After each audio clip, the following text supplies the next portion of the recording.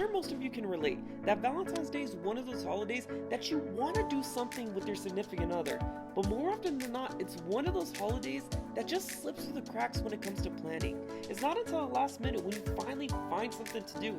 More often than not, it's find a restaurant that doesn't care if you have a reservation, go to the movies, or used to go to the movies, or in our case, planning a last minute trip to go to the snow.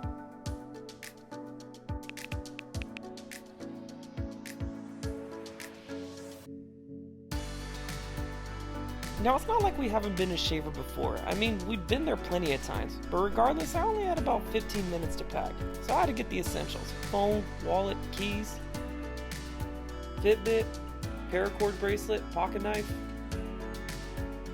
a whole bunch of socks because, well, just ask Lieutenant Dan. There is one item of GI gear that can be the difference between a live grunt and a dead grunt. Socks. Thermals for obvious reasons. I mean, come on, we're going to the snow. I flashed it in, whoa, that's why I do these checkups. Gotta find the back of it before we leave. GoPro accessories, and the GoPro's recording this right now if you're wondering. And a quick Starbucks run, and we are on our way.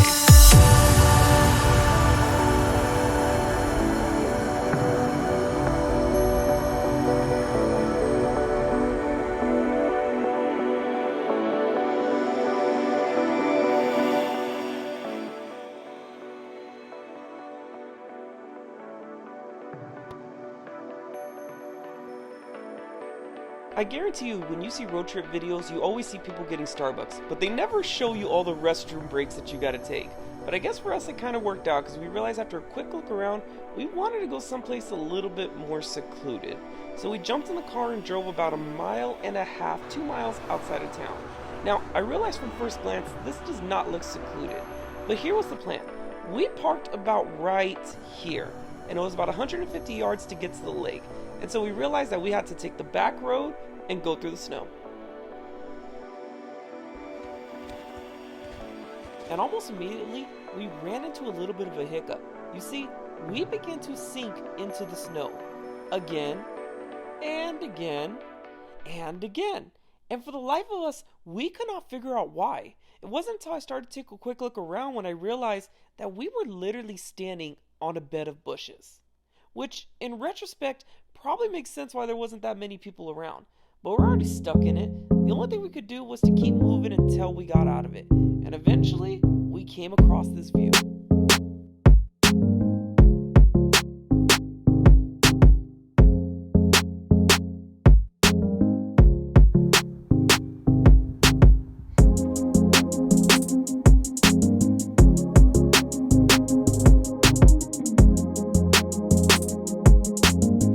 Fun fact, I actually made those footprints so that way she could get down safely.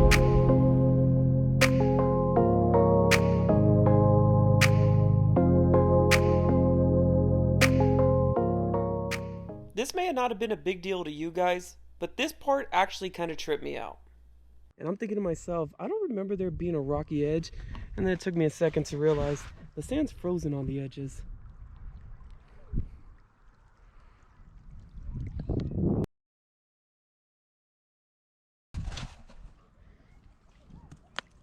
Now, it wasn't like we can go swimming or anything, so we just kind of hung out and enjoyed the view for a little bit.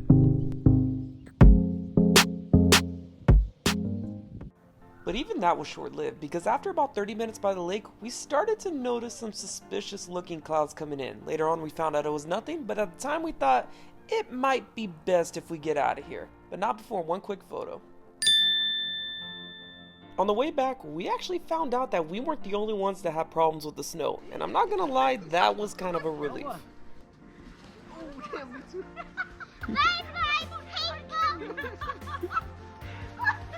If you're actually wondering, I did give them the heads up. They just chose to ignore me.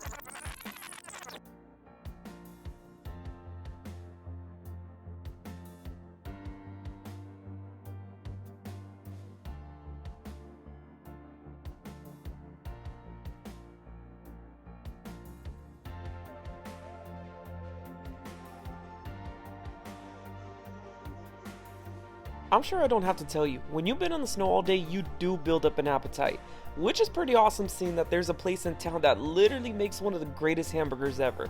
Now, I could be a little bit biased, I mean every time I do eat here it's because I've been running around the woods or been by the lake all day, but let me just tell you, this place just hits differently.